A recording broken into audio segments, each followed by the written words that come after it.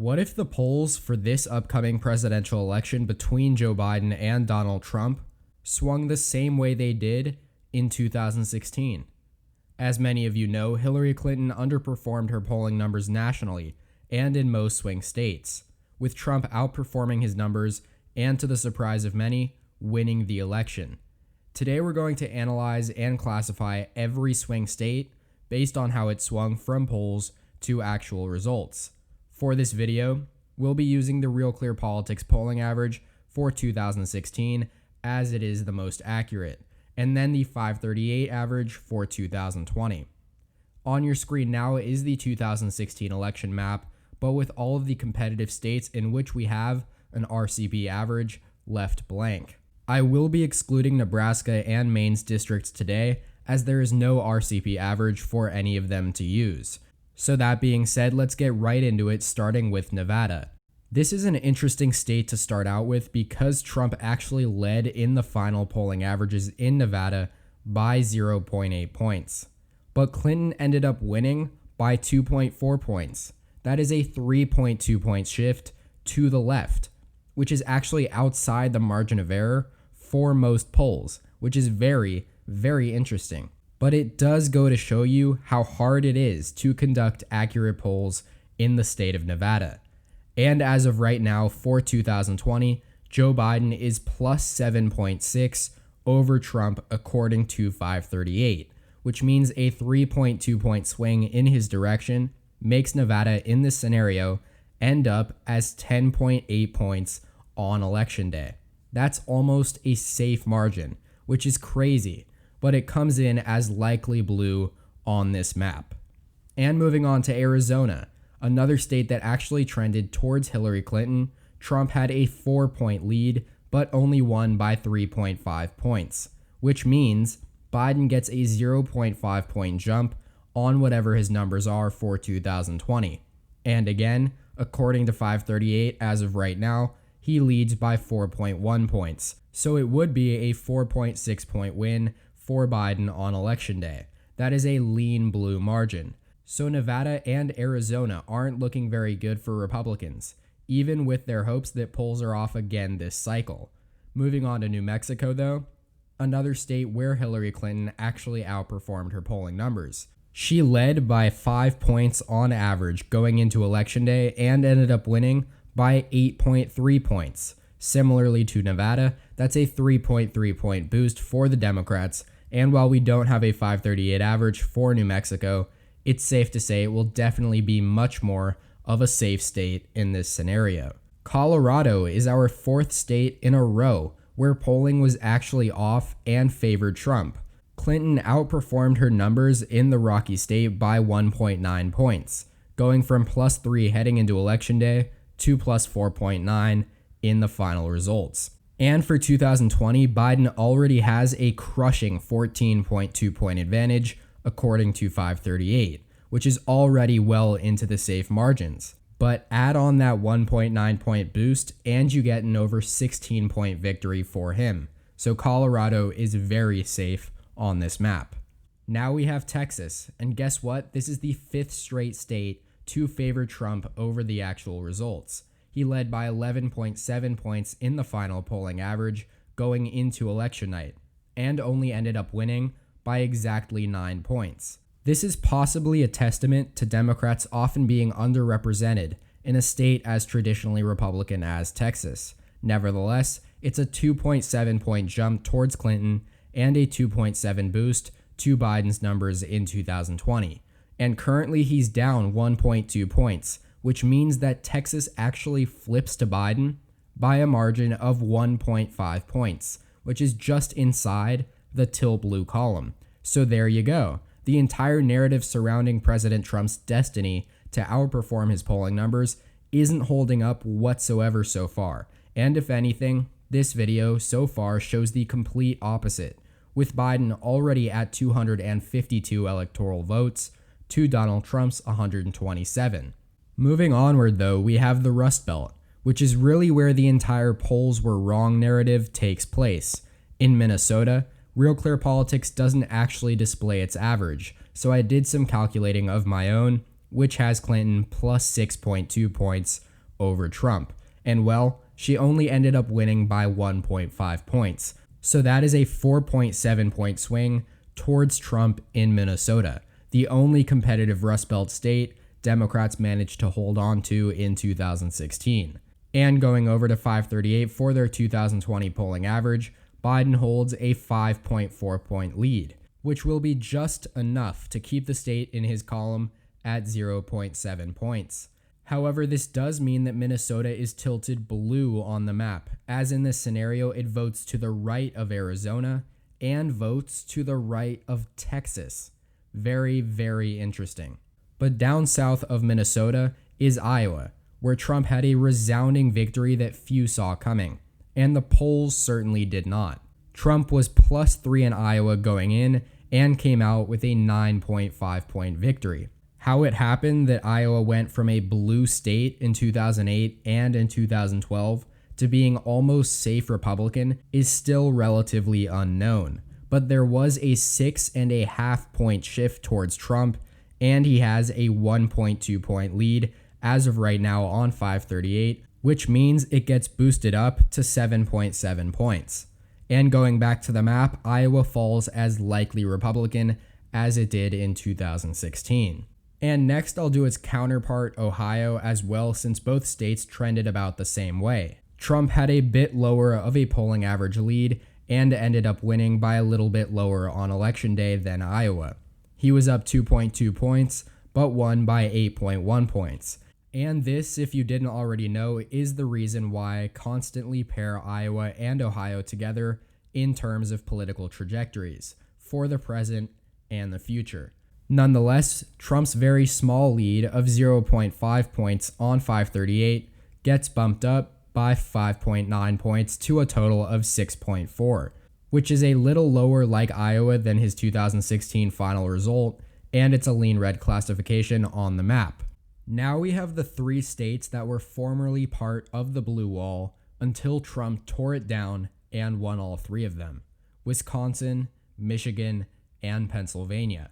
Starting with Wisconsin, the only state that Trump won where Clinton had a lead outside the margin of error. She led by an astounding 6.5 points and ultimately lost by 0.7. Probably the most shocking of all of the election night results, this was a 7.2 point swing in Trump's direction. What makes it all the more astounding is that if we click on more polls here, Trump didn't lead in a single poll conducted in Wisconsin, not a single one.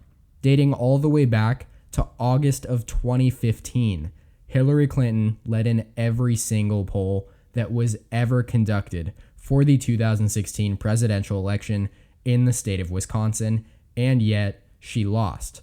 How in the heck does that even happen? Who knows? But it means that Biden's 6.1 point advantage there in 538's polling average has evaporated.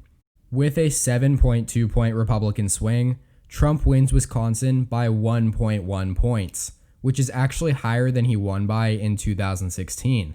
So while Texas, Arizona, and Nevada look good for Biden, this should strike fear into his heart with regards to Wisconsin and that big blue wall that he absolutely must take back for the Democratic Party. Nevertheless, Wisconsin will be filled in as tilt red on the map, which keeps Biden away from 270 for at least another state. And that next state is Michigan, where Trump won by a lower margin despite Clinton only leading by about half as much as she did in Wisconsin, 3.6 points. And unlike Wisconsin, Trump actually led in some polls in Michigan. Well, 2 to be exact, and only 1 in the entire year leading up to the election, but still you get the point. 3.6 to 0.3 is a 3.9 point swing towards Trump, which is not enough to flip it into his column for 2020, as Biden leads by 7.1 according to 538. However, it does cut his lead down to lean territory at just 3.2 points. So it will be filled in as lean on the map, and with that, Biden surpasses the 270 mark at 278. Nevertheless, we proceed on to Pennsylvania, where Clinton held a 2.1 point advantage, but Trump ultimately won by the same margin he did in Wisconsin, 0.7 points. President Trump did lead in the final poll going into Election Day, though, the same way he did in Michigan. But both polls were conducted by a Republican pollster, so it is what it is. However, a 2.1 point lead for Clinton to 0.7 for Trump means it shifted by 2.8, splitting in half Biden's 5.6 point advantage on 538. And ultimately, on the map, Pennsylvania joins Michigan as lean blue. So that does it for the Rust Belt. Quick analysis, yes, Trump did outperform all of the polling averages here, but as of right now, it would only be enough for him to win in Wisconsin, Iowa, and Ohio, the latter two of which he leads in already. Then up in the Northeast, New Hampshire, the RCP average was right on the money, and I mean right on the dot, at plus 0.3 for Hillary Clinton. So whatever Biden's lead is right now on 538 is exactly what it will be on the map. And he leads by 8.8 points, making New Hampshire likely blue. And going into the making of this video, I thought for sure that New Hampshire was going to flip for Trump just because of how small Clinton's win there was. But I stand corrected. I also didn't expect Biden to hit 300 electoral votes, so that's something as well. Now let's get our 4 southern states done. In Virginia, Real Clear Politics were money again, only off by 0.1 points. Clinton led by 5.3 and won by 5.4. So whatever Biden's lead is in Virginia, it'll get boosted by an entire 0.1%. And ironically, that 0.1% comes just 0.1% short of putting him into safe territory. That's pretty funny. 11.8 points to 11.9. He needed 12 points for it to be safe. But rules are rules, and it's likely blue on the election map. And I just realized I forgot about the state of Maine, so let's go through that real fast. Clinton actually underperformed there. She led by 5.5 points going into Election Day, and only won by 2.9 points. That means she underperformed by 2.6 points, and Trump gets that tacked on to however he is doing there in 2020. It looks like Biden leads there by 10.4 points right now, and so the 2.6 point move doesn't do anything for him at all. Biden will end up being plus 7.8, which is still a likely classification for Maine's 2 statewide electoral votes. And now we can do our 3 southern swing states, starting in North Carolina. And just as I suspected, Trump outperformed polls here by quite a bit. He led by 0.8 points in the final average, despite Clinton really leading in most polls conducted in North Carolina during that cycle. Nonetheless, he ended up winning by 3.6 points, which is a 2.8 point swing for President Trump, and so that'll be tacked on to whatever his numbers are there right now. And Biden actually does lead by 1.7 points, which makes the 2.8 points extremely handy for Trump. They move it into his column at just plus 1.1. which makes North Carolina tilt red on the map. And that goes a long way in making this map look a lot more respectable for him. Now, as for Georgia, I would be very surprised if Clinton didn't outperform expectations there. And wow, okay, she actually did underperform. I did not realize polls were that close coming in. Trump held just a 4.8 point lead and ended up winning by 5.1. So Georgia was actually less close than expected, with a 0.3 point Republican shift. This won't really affect the map all that much though, because Trump already holds a 0.6 point advantage right now on 538, so it'll remain tilt red even with that swing on the map here. And at long last, we have come upon the state of Florida, the final one in today's video.